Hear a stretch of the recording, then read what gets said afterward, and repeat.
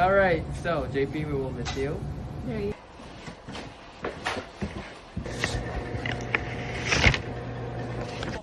Bye-bye! What's up mga katropa? Isang malungkot na araw po ngayon sapagkat ito na po talaga. Ang araw ay dumating na po, no? Gustuhin man natin na sa hindi, talagang doon at doon pa rin po tayo patutungo, no? Again, ito po si Tropang JP, isa pong temporary foreign worker dito po sa Lake George, New Brunswick, Canada. At ngayong araw po ay ito na po yung huling araw ng pasok natin or yung araw po ng trabaho natin dito po sa ating pinapasukan na kumpanya at pinagsilbihan po natin sa loob ng higit kumulang 3 taon at 4 na buwan. So ngayon, ibagay din po yung panahon, ano mga katropa, talagang makulimlim din po. So ayan, papasok na po tayo sa property. So malungkot pero kailangan po nating harapin, ano, mga pagsubok po ito sa buhay. Good morning! Morning, Mel. Morning, Shannon. Morning, Cheryl. At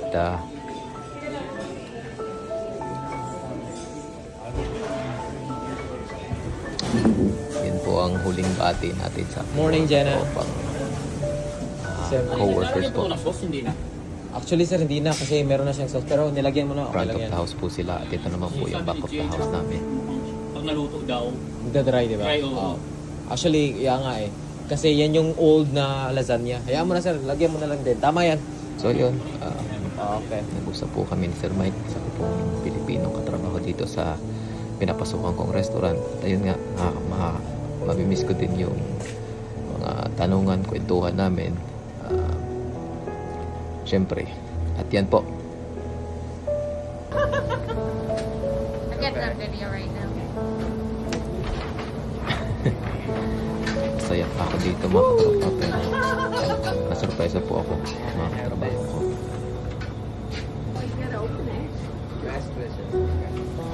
Ayan. Video. Which one? This one first? Yeah. Sorry. So binubuksan ko po yung regalo nila, no? Meron po silang Wow. sulat. Yay! At syempre, yung memorabilia po na talagang pagkakaingatan po natin. Oh, thank you guys. I appreciate it. Really. Now you gotta open your card. Okay. Sorry, Jenna. Hold on.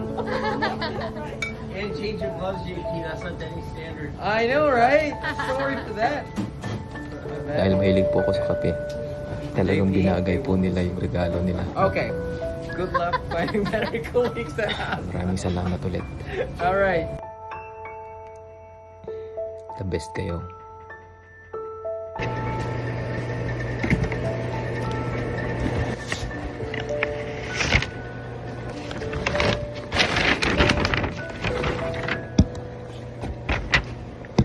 So ayun na nga mga katropa, no, kanina sinurpresa po tayo ng ating mga co-workers nga dito sa huli natin araw sa pagpasok ng sa restaurant na po ito. So ito ay bilis lang po ng oras to, naka-out na po ako niyan. So ayun, nagbibihis na po tayo para makalabas po sa property ng building. Don't say At that. syempre malungkot pa rin, naghalo-halo na po kasi yung I'll see you pakiramdam ko right dun, away, okay? mga katropang kabayan, We'll no? see. Masaya na malungkot kasi Bye-bye. na-appreciate po tayo ng ating mga co-workmates po, ng mga lokal dito po sa Canada. So muni-muni saglit, then prepare na po tayo. Let's go. Yan na po yung huli nating clock out, no, mga katropa. So officially po nag-end na po ang trabaho ni Tropang JP sa property nito. At kung nakikita niyo po, ako po ay naglalakad dahan-dahan. At syempre, may nag-flashback po sa utak ko ng mga memories po sa loob ng 3 years and 4 months po na pagsusumikap, paghihirap at mga achievements natin sa restaurant na yan. Talagang nakakapanghinayang lang, pero kailangan po talagang humarap tayo sa kinabukasan natin. At alam po yan ng lahat ng mga TFW po dito sa Canada. Kasi nga po, wala po talagang permanente. At yan na po, no, napauwi na po ako sa aking tinutuluyan. Nga pala sa kumpanya po namin, subsidized na rin po pala yung accommodation. So sa isang unit po, sa tinutuluyan ko, 3 po kami.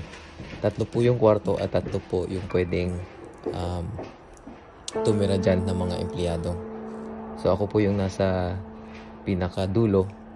At kung napapansin niyo po, kinukuha ko na po at naka-impake na po yung mga gamit ko at ready to pick up na lang po yan. So ayan mga katropa, para mabilis lang po yung